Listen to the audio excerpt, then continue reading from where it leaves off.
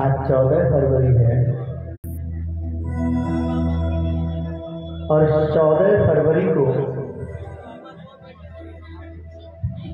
मेरे देश की सुरक्षा में लगे हुए अपने घर परिवार को छोड़ करके देश की सेवा जो कर रहे हैं उनके ऊपर एक ऐसी विपत्ति आई जिसमें 40 जवानों ने अपने प्राणों की आहुति दी। तो कथा में प्रवेश करने से पहले मैं सभी माता बहन भाई बंधुओं से करबद्ध प्रार्थना करता हूं कि अपनी जगह पे खड़े होकर के उन देश के शहीद जवानों के लिए श्रद्धांजलि प्रदान करेंगे। तब हम अपनी कथा में प्रवेश करेंगे। ये पांडाल कथा पांडाल नहीं है जहां स्वयं भगवान शिव का शब्द स्वरूप विग्रह विराजमान हो और जहां भगवान शिव विराजते हैं उस स्थान को शिवालय कहते हैं, शिव मंदिर कहते हैं। तो इस शिवालय के अंदर हम भगवान शंभु से भगवान भूत भावन सरकार से प्रार्थना करेंगे कि हे प्रभु, जिन्होंने हमारे लिए अपने प्राणों की आहुति दी वो जहां भी हों उन्हें अपने ही चरणों में स्थान देना।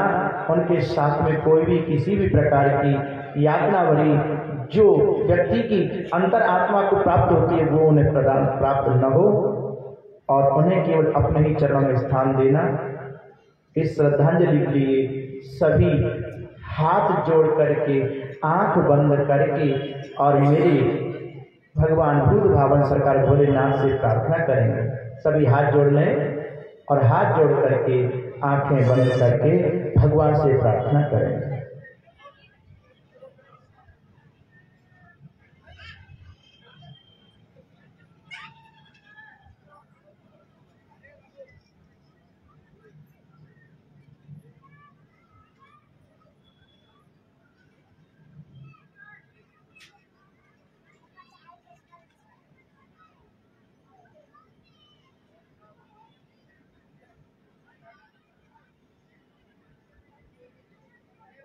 ओम शांति शांति शांति।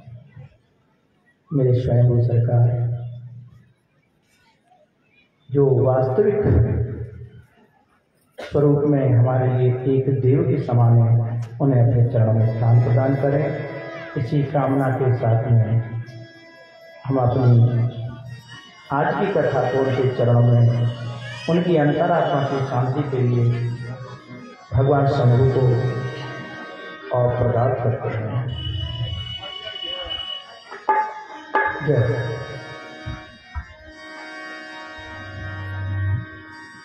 आइए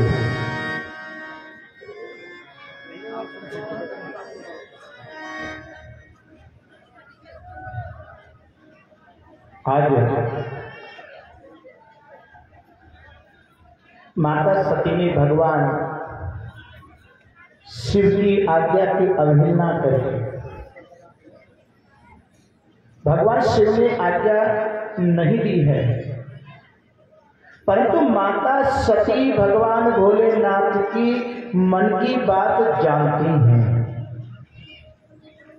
कि मैंने सीता रूप धारण किया है, जिनके प्रति प्रभु का माता के समान भाव था। और मैंने सती रूप धारण किया, सीता का रूप धारण किया, उसके कारण से प्रभु मेरा मन ही मन परित्याग कर चुके हैं।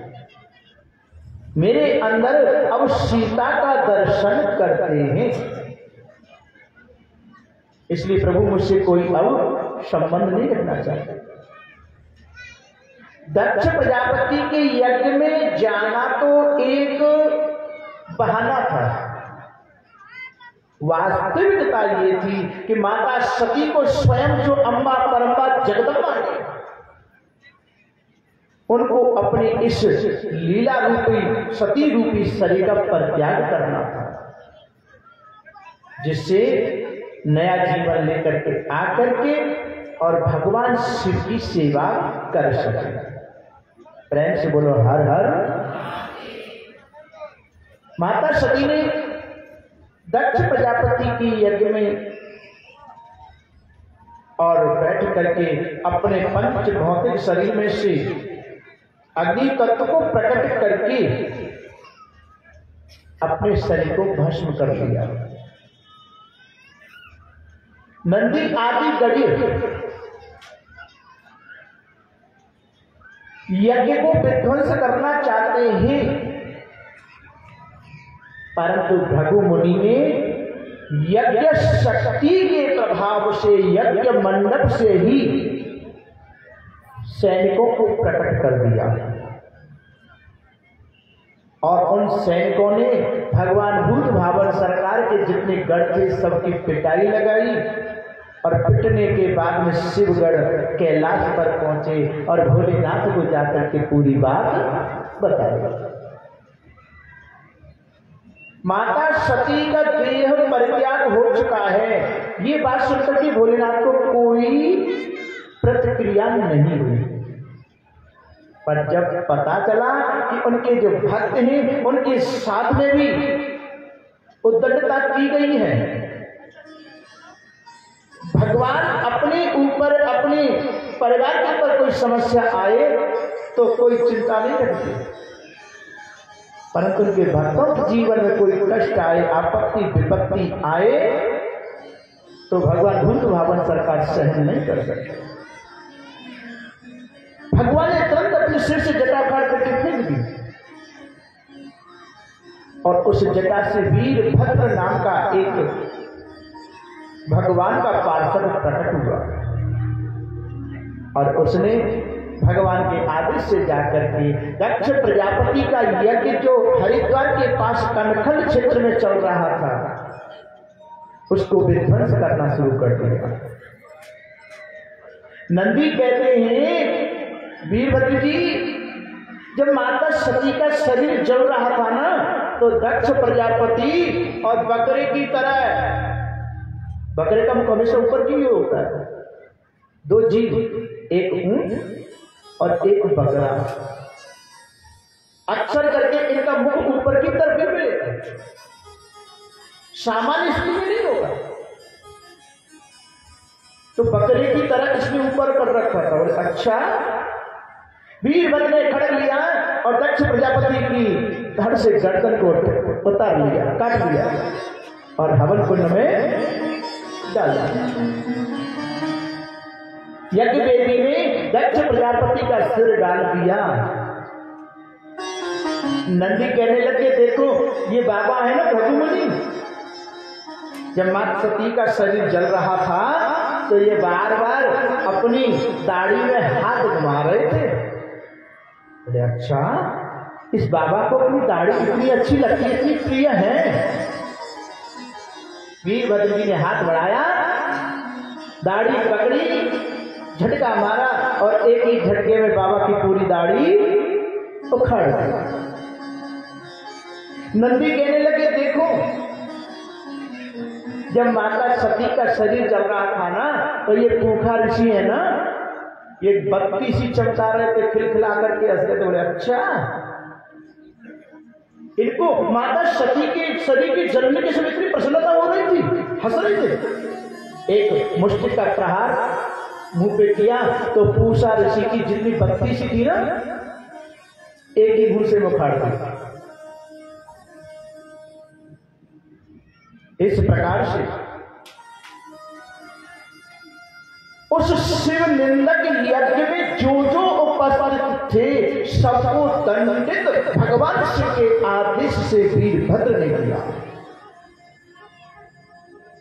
और यज्ञ को विध्वंस करके भगवान शिव के पास में आ जाते हैं। इधर भगवान श्री हरि विष्णु, ब्रह्मा, माता प्रसूति इत्यादि देवताओं को, सबको, इंद्रादि देवता सबको लेकर के भूत भावन सरकार के पास कैलाश पर पहुंचे और कैलाश में जाकर के भूत भावन सरकार की सब स्तुति कर रहे। माता सती को आगे कर दिया और माता सती के आगे करके, प्रसूति को आगे करके समस्त देवतागण हाथ जोड़ करके प्रार्थना कर रहे हैं, विनती कर रहे हैं कि हे भूत भावन सरकार, हमारे कारण से जो आपका अपमान हुआ, जिसके कारण से माता सती ने अपनी देह का परित्याग किया, उसके लिए आप हमें क्षमा करें।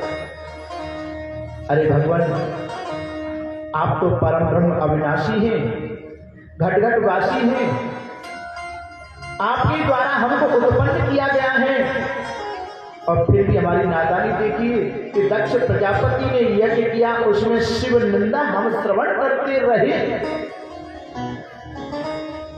शिव निंदा हम सुनते रहे।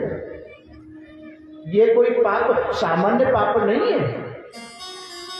हरिहर निंदा सुनई जो काना, हरि हर अर्थात जो भगवान की और गुरु की निंदा सुनता है वो है पाप को घात समाना। जो अपने गुरुदेव की, अपने आराध्य की निंदा सुनता है, सुनने मात्र से गौ हत्या के बराबर का पाप उसे लगता है। तो प्रभु, हमने आकर के यज्ञ में गलती की, हमको उस यज्ञ में नहीं जाना चाहिए था, परंतु प्रभु हमसे जो गलती हुई उसके लिए आप हमें क्षमा करें। माता प्रसूति हाथ जोड़ करके खड़ी हैं और मेरे भूत भावन सरकार से प्रार्थना कर रही हैं। बड़ी सुंदर स्थिति है मेरे भोलेनाथ की। और माता सती की माता जो प्रसूति है वो कह रही है, हे भोलेनाथ, मेरे सिर पर रख दो अपने, मेरे सिर पर रख दो अपने ये दोनों हाथ और देना हो तो दीजिए जन्म जन्म का साथ, हो देना हो तो दीजिए जन्म जन्म का साथ, हो देना हो तो दीजिए जन्म जन्म का साथ। मेरे सर पर रख दो भोले, मेरे सर पर रख दो बाबा, मेरे सर पर रख शिव शंकर, मेरे सिर पर रख शिव शंकर, अपने ये दोनों हाथ देना हो तो दीजिए जन्म जन्म का साथ, हो देना हो तो दीजिए जन्म जन्म का साथ। अरे अब तो कृपा कर दीजिए जन्म जन्म का साथ, हो देना हो तो दीजिए जन्म जन्म का साथ।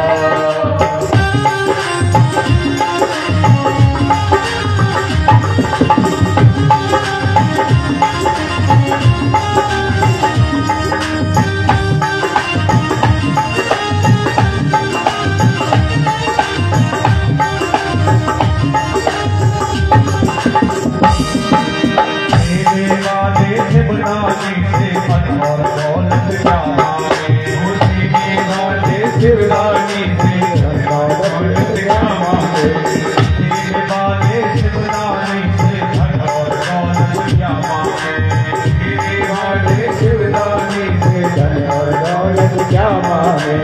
महादेव से मांगे तो फिर नाम और दौलत क्या मांगे, महादेव से मांगे तो फिर नाम और दौलत क्या मांगे। मेरे जीवन में तू कर दे, मेरे जीवन में तू कर दो, मेरे जीवन में तू कर दो, मेरे जीवन माता प्रसूति कर रही है कि मेरे जीवन में कर दो, मेरे जीवन में कर दो अपनी करुणा की वर्षा। तो माता प्रसूति के ऊपर जैसे भूत भावन सरकार ने कृपा की, ऐसे ही आप में से कौन कौन मेरे भूत भावन सरकार की कृपा प्राप्त करना चाहता है? जो कृपा प्राप्त करना चाहता है तो हाथ उठाकर। आज जो हाथों को छिपाएगा ना, माता बहन भाई बंधु जो भी हाथ छिपाएंगे वो अगले जन्म में कछुआ बनेंगे। हंसने की बात नहीं है, पहले दिन बता दिया। हाँ, अगर अगर हाथ छुपाते रहते हो तो भूत भावन सरकार उन्हें कछुआ भी बनाना, तो ऐसा बनाना जो खारे। अरे आज तो नहीं बोला कछुआ नहीं बनाना महाराज। अच्छा, आपको कछुआ नहीं बनना। देखो, आप लोगों में से जो हाथ नहीं उठाएगा तो वो खारे पानी का कछुआ बनेगा, ठीक है? जो नहीं बनाएगा हाथ उठाएगा, और जो व्यास गद्दी पे जो बैठे वो हाथ नहीं उठाएंगे मेरे साथ में भी, वो मीठे पानी वाले कैलाश की मानसरोवर के कछुआ बनेंगे। अरे क्या बात। तो अब आप हाथ ऊंचे कर लो। और तुमको खारे पानी का बनना है कि मानसरोवर का कछुआ बनना है? मानसरोवर का बनना है ना, तो तुम हाथ उठा कर मीठी मीठी ताली खा दें। जय हो, जय हो, जय हो, जय हो।